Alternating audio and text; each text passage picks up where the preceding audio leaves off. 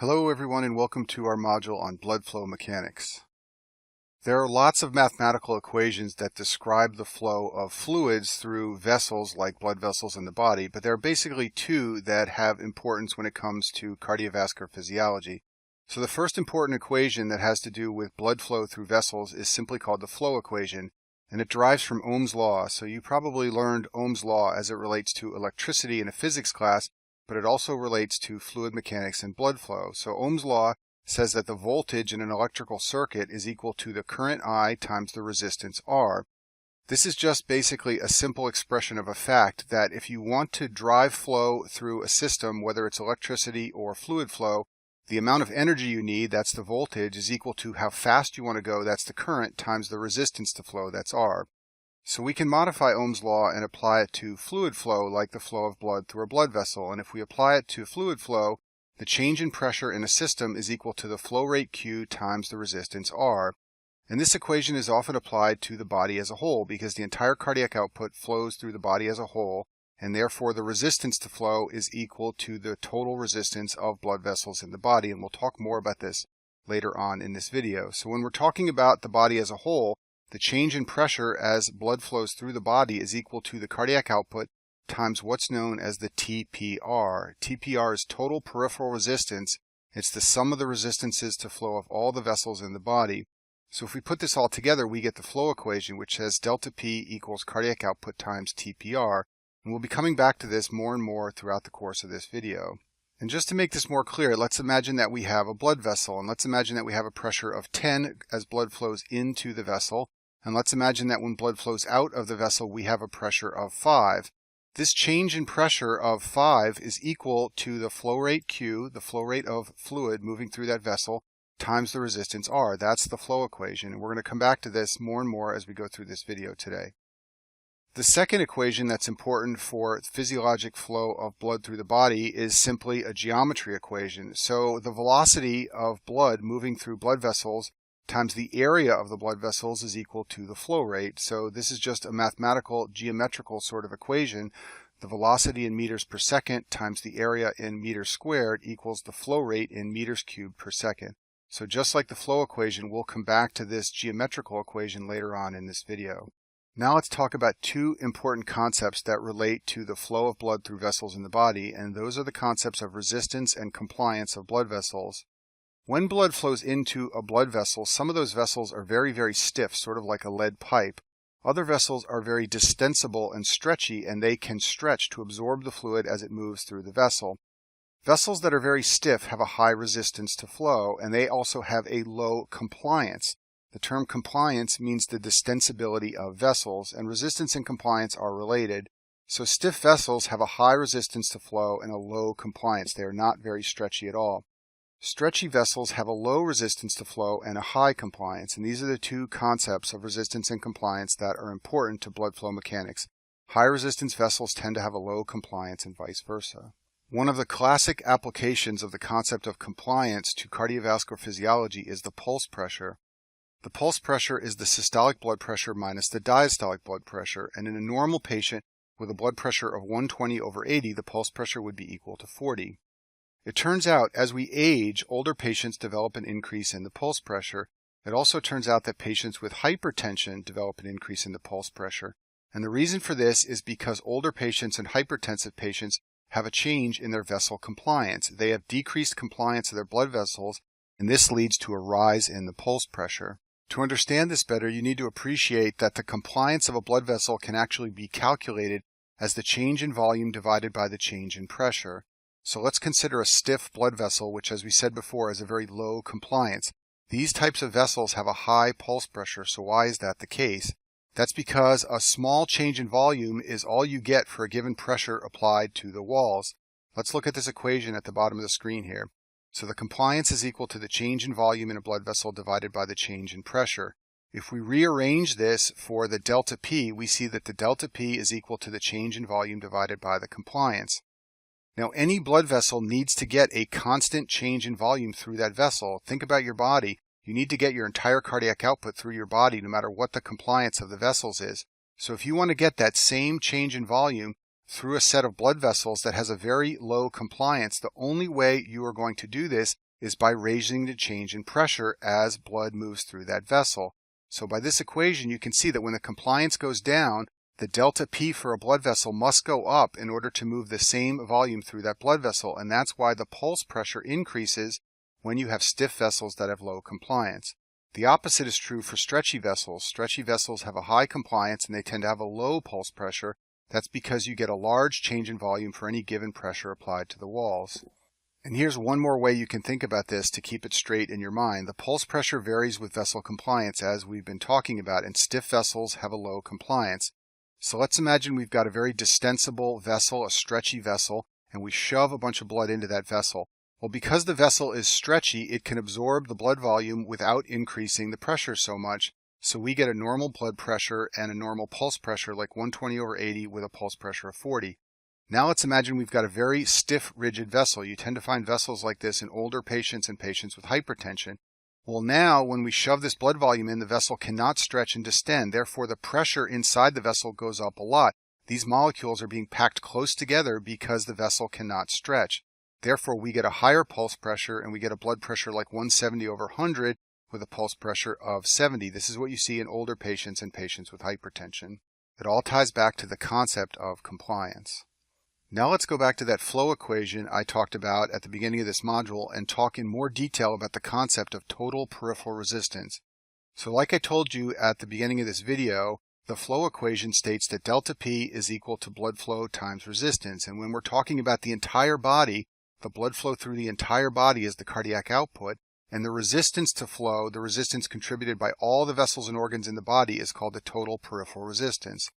And any time this total peripheral resistance goes up, it means the heart has to generate more pressure to maintain flow. In other words, if peripheral resistance goes up and we want to keep the cardiac output constant, then we have to raise the driving pressure. And when the heart needs to create more pressure, it means the heart has to do more work. So anytime the peripheral resistance goes up, anytime the total peripheral resistance of the body increases, the heart has to do more work to drive the normal cardiac output through the body. So just to emphasize this point, when it's easy to push blood out of the heart, less oxygen is required by the myocardium. When there's an increase in the resistance to blood flow through the body, in other words, when the total peripheral resistance goes up, then the heart has to do more work and the heart needs more oxygen. So what are the things in the body that affect the total peripheral resistance? In other words, what makes it harder for blood to flow out of the heart and through the body? Well, the first thing is the types of vessels, the pipes and tubes. The second thing is the thickness of blood, and this is called the blood viscosity. So there are many different types of vessels in the human body. Some of them have a very high resistance to blood flow, and others have a very low resistance to blood flow. And the way you can best appreciate this is by looking at the pressure change as blood flows through vessels in the body. So as blood leaves the heart and flows through the aorta, the blood pressure falls to about 100 millimeters of mercury systolic. As that blood moves into the large arteries, there's only a tiny change in pressure, just a few millimeters of mercury. And this is because the large arteries provide very little resistance to flow. Remember what I said before, when there's high resistance to flow, you're going to have a high delta P, or a big pressure change. If you've got a very low resistance to flow, there'll be a very small pressure change, and that's the case in the large arteries. As that entire cardiac output moves from the large arteries to the small arteries, there's a pressure change of about 10 to 20 millimeters of mercury. But the biggest pressure change occurs when blood passes through the arterioles. The pressure change across the arterioles is about 35 millimeters of mercury. And I've highlighted this in red because you should remember that the arterioles are the set of vessels in the body that provide the greatest resistance to flow. They are said to be resistance blood vessels, and the pressure change will always be highest across the arterioles compared to other types of blood vessels that also see the entire cardiac output move through them. So I've summarized these points on this slide. The arterioles are said to be the resistance vessels. They are the major determinant of the total peripheral resistance. There's a large pressure drop or large pressure change as blood flows across these vessels. And as you may know, the autonomic nervous system can modify the arterioles and shrink them, that's called vasoconstriction, or enlarge them, that's called vasodilation. And when these vessels shrink, the resistance goes up even more, and when these vessels dilate, the total peripheral resistance falls. Viscosity is the thickness of blood. Think about the difference between water and maple syrup. Water has relatively low viscosity, and therefore it flows easily through a vessel with low resistance to flow. Maple syrup, on the other hand, is thick and sticky, and therefore it has more viscosity and greater difficulty flowing through a blood vessel. There will be more resistance to flow when pushing something like maple syrup through a blood vessel. Most of the blood in our body is made up of water, and the viscosity is relatively low, but there are a couple of pathologic conditions where the viscosity may be higher or lower, and this can affect the resistance to flow. So first of all, patients who are anemic have relatively fewer red cells in their blood, and this can lower the viscosity and therefore lower the resistance to blood flow. A number of pathologic conditions create a high viscosity situation. First of all, polycythemia. Patients with polycythemia have excess red cells and sometimes also white blood cells and platelets, and this can raise the viscosity of blood and increase the resistance to flow. The same is true in multiple myeloma. Patients with this condition have lots of extra proteins in their blood, and therefore the viscosity of blood can go up. And then finally, spherocytosis is sort of famous for being a high viscosity situation in terms of blood flow mechanics.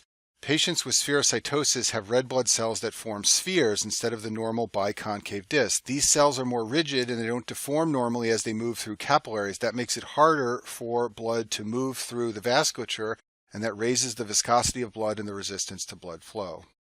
Poiseuille was a French mathematician, and he created Poiseuille's law, which describes how the resistance to flow varies with certain elements of a system, and this law applies to blood flow through the human body. So remember that the flow equation says the change in pressure is equal to the flow rate times resistance. We can rearrange this equation and solve for resistance to flow and state that it's equal to the pressure change divided by the flow rate. Well, Poiseuille's law further relates that resistance to various elements of a system. So Poiseuille's law says that resistance is equal to 8 times the viscosity times the length of the tubes that blood is flowing through, divided by pi times the radius of the blood vessels to the 4th power. So we've already talked about how when viscosity goes up, resistance to flow goes up, and that fits with Poiseuille's law. The other important element of Poiseuille's law is the radius here. Remember, radius is in the denominator and it's raised to the 4th power, so changes in radius have a very powerful effect on resistance. When the radius of a blood vessel falls, the resistance to flow is going to go up a lot because radius is to the 4th power. When the radius to flow increases, then the resistance to flow is going to fall significantly, once again because radius is raised to the 4th power. Now let's talk about series and parallel circuits. So the organs in the human body are arranged in parallel, and this is a very good thing because by arranging organs in parallel, you greatly reduce the resistance to flow, and this makes the heart more efficient because it doesn't have to generate so much blood pressure. So when blood leaves your heart, if our organs were arranged in series, the blood would then go to the kidneys, for example, and then to the gut, and then to the liver, and then it would all come back to the heart. This would be bad because the resistance to flow in this system would be very, very high. Instead, what happens is that blood leaves the heart and then it branches and flows through organs in parallel. So some goes up here, for example, through the kidneys, some goes here through the gut, some goes down here and goes through the liver, and then it all comes back together to re-enter the heart and go to the lungs. These organs are arranged in parallel, and that is a much lower resistance to flow compared to in series, and that makes things easier for the heart. We can describe this mathematically because resistances to flow add up differently when structures are arranged in series compared to in parallel. So structures arranged in parallel have a total resistance that obeys this equation here, where 1 over the total resistance equals 1 over the resistance of the first structure plus 1 over the second structure. In series, resistances add up such that R total equals R1 plus R2. So this is easier to understand if we put some numbers in. So let's suppose that we have 2 structures with a resistance of 2 and 2. We'll just arbitrarily assign them the number 2. What's the total R? Well, if we arrange these structures in parallel like the human body, then 1 over R total equals 1 over 2 plus 1 over 2. And if you solve this, R total is equal to 1. Now if we put those 2 structures in series, R total is R1 plus R2, which is 2 plus 2 plus 4. So look at this. The same organs with the same resistance, if arranged in parallel, have a resistance of 1. If arranged in series, the resistance is 4 times higher. So once again, parallel arrangement of structures is much more efficient because it lowers the resistance to flow, and this is why the human body is set up this way. Now let's go back to the flow equation that we talked about at the beginning of this video. Delta P is equal to flow rate times resistance. And let's talk about how you can use this to calculate resistance, cardiac output, or delta P for the body and the lungs. This is the way that the flow equation is often applied to the body and the lungs. And the reason it's so often applied to these two systems is because for both of these systems, Q is the cardiac output. The entire cardiac output goes through the lungs, and obviously the entire cardiac output goes through the body as a whole. So we can use the flow equation to estimate cardiac output, or if we know the cardiac output, we can use the flow equation to estimate what the pressure change or the resistance is. So if we're going to apply the flow equation to the body as a whole, the pressure change as blood moves through the body as a whole is equal to the pressure in the aorta, in other words, the arterial pressure, minus the right atrial pressure. After blood has moved through all the organs and vessels in the body, it returns to the heart at a pressure equal to the right atrial pressure. The resistance for the body as a whole, as I said before, is the total peripheral resistance. You should know that it's also sometimes called the systemic vascular resistance, or SVR. These two terms mean the same thing. And then if we're talking about the lungs, the pressure change as blood moves through the lungs is equal to the pressure in the pulmonary arteries minus the pressure in the left atrium. After blood moves through the lungs, it returns to the left atrium at a pressure equal to the left atrial pressure. And the resistance as blood moves through the lungs is called the pulmonary vascular resistance, or PVR. Now there's a problem with what I've written on the screen here. As you may know, a normal arterial pressure in the body is about 120/80. So what number are we going to use for the arterial pressure? We need a single number to plug into the flow equation. The same problem comes up in the pulmonary arteries. A normal pulmonary artery pressure is about 24/12. So what single number are we going to use for the flow equation? This is not so much of a problem in the right atrium or the left atrium. Pressure fluctuates slightly in the right atrium, but it's very close to a single number pressure of about 6 or 5 or so. In the left atrium, the pressure also fluctuates very slightly, but it's very close to a mean number of about 10 or so. So we don't have so much of a problem in the atria, but we do have a problem in the arteries. We need a single number to plug into the flow equation. So if we're going to use the flow equation and we need a value for the systemic arterial pressure or the pulmonary arterial pressure, we need to calculate the mean arterial pressure. And you might think that the mean arterial pressure should be halfway between the systolic and diastolic pressure, but it turns out that's not the case. The reason for this is because our body spends more time in diastole than in systole. So the mean arterial pressure is calculated from the equation that mean arterial pressure is equal to diastolic blood pressure plus 1/3 of the difference between systolic and diastolic pressure. So for the total body, if a patient had a normal arterial blood pressure of 120/80, the mean arterial pressure would be 80, that's the diastolic pressure, plus 1/3 of the difference between 120/80, which is 40, and this would work out to 93. If we're talking about the lungs, and let's suppose a patient had a pulmonary artery pressure of 40/20, the mean pulmonary artery pressure would be 20 plus 1/3 of 20, and that equals 27. So this is how you calculate a mean arterial pressure, and this is what you need to do to use the flow equation for the lungs or the body, because the pulmonary artery pressure and the systemic arterial pressure fluctuate a lot. You need a single number to plug into the flow equation. So now let's talk about how we would actually use the flow equation to estimate some values for the total body. So for the total body, the resistance is the total peripheral resistance. The change in pressure as blood flows through the total body is equal to the mean arterial pressure minus the right atrial pressure. And just to make this very clear, blood leaves the heart to go through the total body with a pressure of the mean arterial blood pressure. The blood then flows through the entire body. It flows through all the organs in the body, and then the blood goes back to the heart, and the pressure when it comes back to the heart is equal to the right atrial pressure. So the delta P is the difference between these two values. So suppose we have a normal cardiac output of 5 liters per minute, and then let's further suppose that a patient has a blood pressure of 155/80, which gives a mean arterial pressure of 105, and then let's suppose the right atrial pressure is 5. From these numbers, we can calculate the total peripheral resistance. It's equal to the delta P divided by the cardiac output. This is all according to the flow equation. That's equal to the mean arterial pressure minus right atrial pressure divided by 5, which is 105 minus 5/5, or 20. And in board exams, they're always going to give you numbers that work out very easily, just like these. Notice that all the numbers you can basically calculate without a calculator and get an answer for the total peripheral resistance.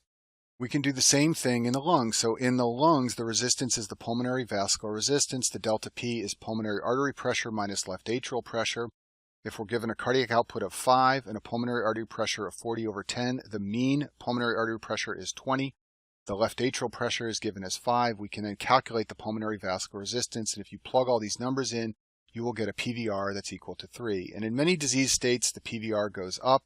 And there are many disease states where the TPR goes up or down, so this is why this flow equation is important. It helps us understand those disease states. And here I've summarized the variables that you need in order to apply the flow equation to either the lungs or the total body. So for both the lungs and the body, the flow rate is the cardiac output.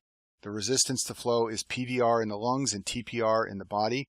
The starting pressure as blood enters the system for the lungs is the pulmonary artery pressure. In the body, it's the mean aortic pressure. The ending pressure, which is the pressure as blood exits the system, is the left atrial pressure for the lungs, and it's the right atrial pressure for the body. And then finally, the delta P across the lungs is the mean pulmonary artery pressure minus left atrial pressure. For the body, it's the mean aortic pressure minus right atrial pressure. Now let's go back to that geometric equation I described at the beginning of this video that relates velocity and area to flow rate. So like I talked about before, flow rate in meters cubed per second is equal to velocity in meters per second times meters squared.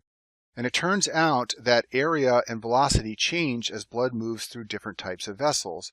So the entire cardiac output has to move through the aorta and all the arterioles and all the capillaries and all the veins. All of these systems have the same flow rate, in other words, the same volumetric flow rate of the cardiac output.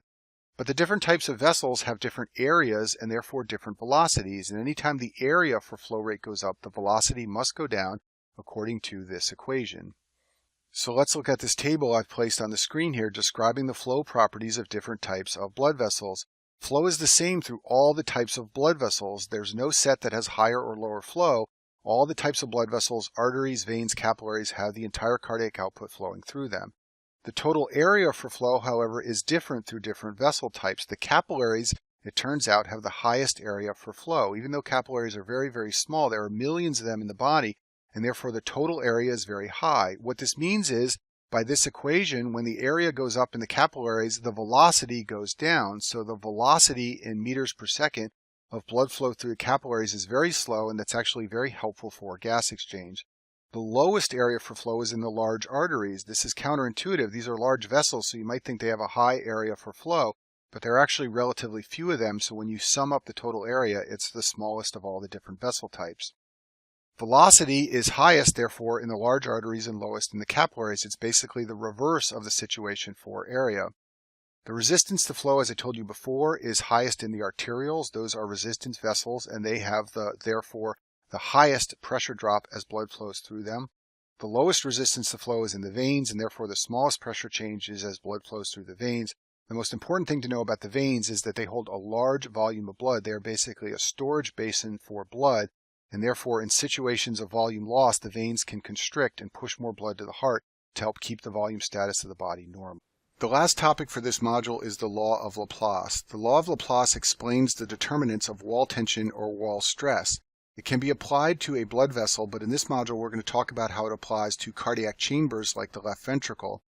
The reason the law of Laplace is important for understanding the left ventricle of the heart is because anything that raises the wall tension in the left ventricle will raise myocardial oxygen demand, and this can potentially cause ischemia or angina.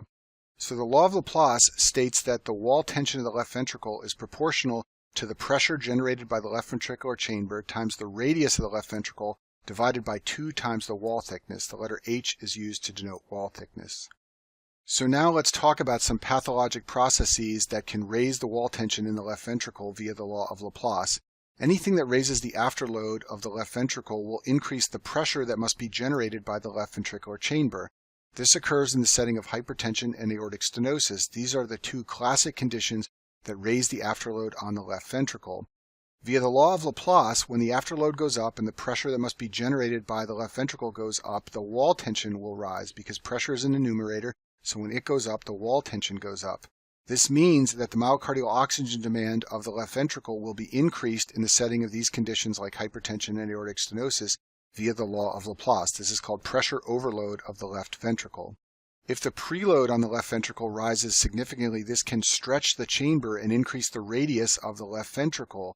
This will increase the wall tension via the law of Laplace because when the radius goes up, the wall tension goes up. This is called volume overload of the left ventricle. The 2 classic conditions to cause this problem are chronic valvular disease from aortic or mitral regurgitation. In both of these valvular disorders, blood is leaking through either the aortic or mitral valve, and therefore the left ventricle has greater preload, and this can lead to increased wall tension via the law of Laplace. The law of Laplace also explains left ventricular hypertrophy, which is a compensatory mechanism of the left ventricle to decrease the wall tension in the left ventricular chamber. Anytime the wall thickness goes up, according to the law of Laplace, wall tension will go down. The force inside the left ventricular chamber is distributed over more mass when left ventricular hypertrophy occurs, and this is commonly seen in settings of chronic pressure or volume overload. In my field of cardiology, when we take images of the heart of patients who have aortic stenosis or hypertension or chronic valvular disease, we see increased thickness of the walls of the heart.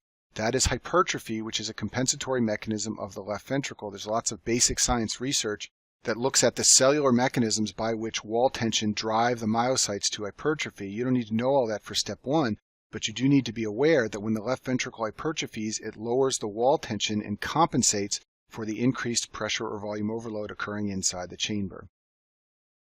Now, it turns out that there are two ways by which the left ventricle can hypertrophy in disease states, and it's very high yield to understand these, so let's talk about this now. The first way the ventricle hypertrophies is called eccentric hypertrophy, and in eccentric hypertrophy, basically what happens is the myocytes in the left ventricle become longer, and the reason they become longer is because more sarcomeres are added, and they are added in series. Let's look at my drawings on the screen here. On the left side of the screen, I've drawn a normal LV cavity of normal size, and it's got some sarcomeres present. When eccentric hypertrophy occurs, the LV cavity becomes dilated, and the myocytes become longer. So if you were to weigh this heart in the middle of the screen, it would weigh more than the normal heart. That's because there is hypertrophy, and the left ventricular mass is increased. However, if you measure the thickness of the walls, the wall thickness is not increased, and that's because the new sarcomeres are being added in series. The myocytes are growing longer, but they're not becoming thicker. This type of hypertrophy classically occurs in situations where there is volume overload of the left ventricle, basically when the left ventricle is flooded with blood volume. And the two classic valve conditions that cause this are aortic regurgitation and mitral regurgitation. You can also see eccentric hypertrophy in many forms of cardiomyopathy, including ischemic cardiomyopathy and non-ischemic cardiomyopathy. So when my patients with heart failure who have a reduced ejection fraction develop hypertrophy, the type of hypertrophy they usually have is eccentric hypertrophy. The second type of hypertrophy is called concentric hypertrophy. In contrast to eccentric hypertrophy, this typically occurs when the ventricle is pressure overloaded and there are chronically high pressures in the ventricle. If you look at the drawing on the bottom of the screen here, we've once again got our normal left ventricle on the left side of the screen. In concentric hypertrophy, you get something like what I've shown in the middle of the screen. Once again, left ventricular mass is increased. However, in this case, the LV cavity size is smaller, and that's because these walls have become thicker. And the reason they've become thicker is because sarcomeres are added in parallel. We've got increased myocyte size, but in this case, it's because sarcomeres are added in parallel, and therefore the wall thickness goes up. And remember, in eccentric hypertrophy, the wall thickness does not increase. So the two classic causes of concentric hypertrophy are systemic hypertension and aortic stenosis. In both of these conditions, the pressure inside the left ventricular cavity gets very high, and that leads to concentric hypertrophy. No one really understands the biochemical mechanisms that lead to eccentric hypertrophy in some cases and concentric hypertrophy in other cases, but the bottom line is these high pressure disorders like hypertension and aortic stenosis are associated with concentric hypertrophy. In addition, anytime you have concentric hypertrophy and thick walls of the left ventricle, you get decreased compliance and a stiff ventricle, and for that reason, in many cases of diastolic heart failure, which I talk about in the heart failure section, you see evidence of concentric hypertrophy when you do imaging of the heart. And that concludes our video on blood flow mechanics.